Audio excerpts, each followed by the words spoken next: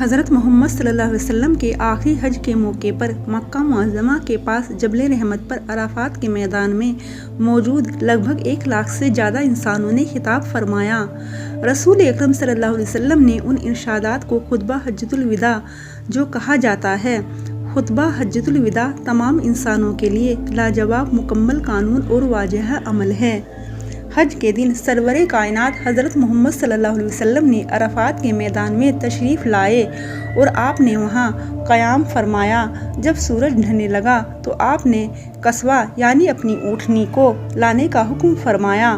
اونٹنی تیار کر کے حاضر کی گئی تو آپ صلی اللہ علیہ وسلم اس پر سوار ہو کر وادی کے اندرونی حصے میں تشریف فرما ہوئے اور اپنا وہ خطبہ ارشاد فرمایا جس میں دین کے اہم معاملات بیان فرمائے۔ آپ صلی اللہ علیہ وسلم نے اللہ کی تعریف بیان کرتے ہوئے خطبے کی یوں شروعات فرمائی: اللہ کے سوا کوئی معبود نہیں، وہ اکیلا ہے، اس کا کوئی ساجھ ہی نہیں۔ اللہ نے اپنا وعدہ پورا کیا، اس نے اپنے بندے رسول اللہ صلی اللہ علیہ وسلم کی مدد فرمائی اور اکیلی اس ذات نے جھوٹ کی ساری جامع طاقتوں کو ہرا دیا۔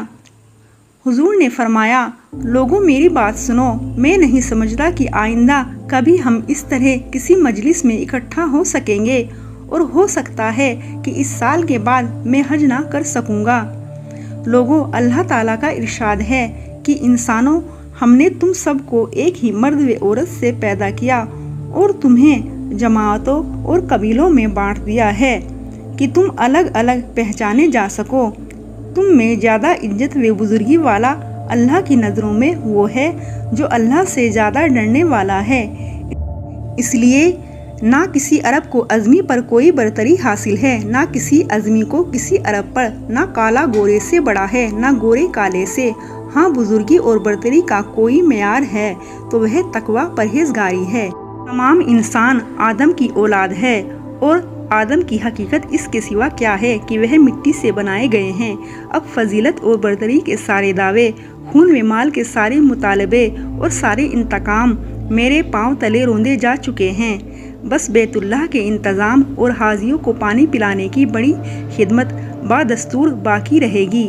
پھر آپ نے ارشاد فرمایا: قریش کے لوگوں، ایسا نہ ہو کہ اللہ کے حضور میں تم کو اس طرح پاؤں کہ تمہاری گردنوں پر دنیا کا بوجھ ہو اور دوسرے لوگ آخرت کا سامان لے کر پہنچے، اور اگر ایسا ہوا تو میں اللہ کے سامنے تمہارے کچھ کام نہیں آ سکوں گا۔